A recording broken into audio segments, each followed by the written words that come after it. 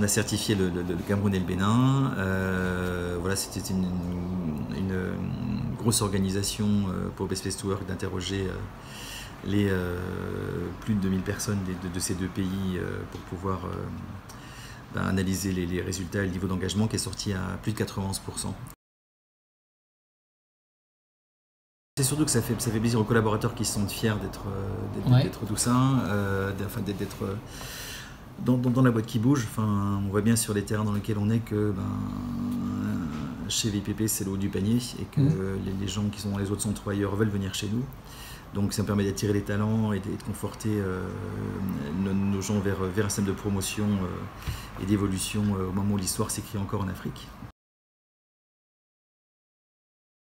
Je suis parti en Afrique parce que c'est encore un des rares pays où on pouvait faire quelque chose, une des rares zones du monde où on pouvait faire des choses intéressantes vu la qualité de la main-d'œuvre.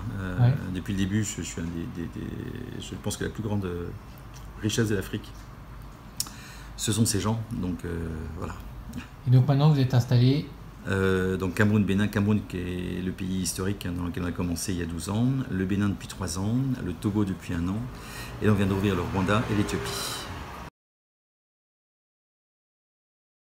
Quand le travail est bien fait, il porte ses fruits. Il doit être encadré, fait avec des règles de bon sens.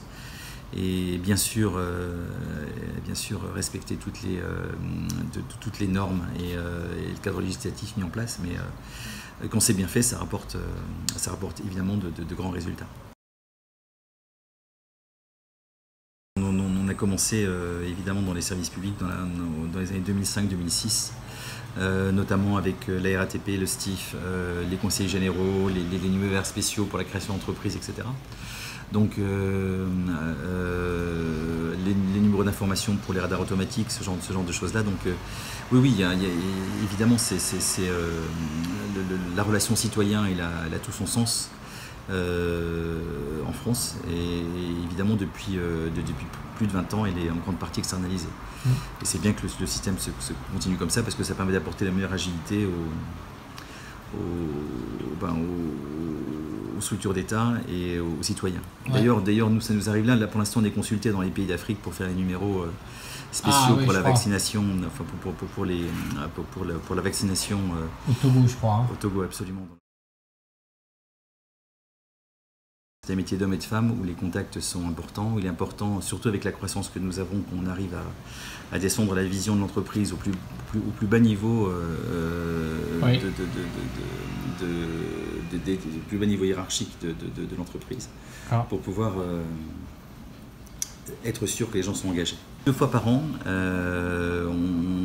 j'organise des rencontres d'une 50aine de minutes, où je vois 100% des effectifs de la maison par session de 50 minutes. Donc, où je réponds à leurs questions, où je leur explique où on en est sur les objectifs de l'année, qu'est-ce qu'on attend d'eux et où on va.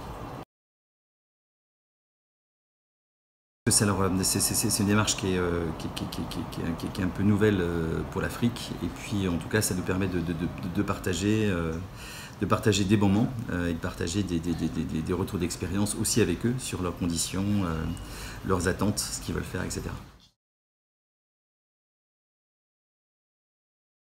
L'Afrique apprend la simplicité et on oublie tous que dans nos métiers on fait des métiers de bon sens. Où on va chercher de la symétrie de l'attention, des bons moments, des échanges, et l'Afrique réapprend cette simplicité-là.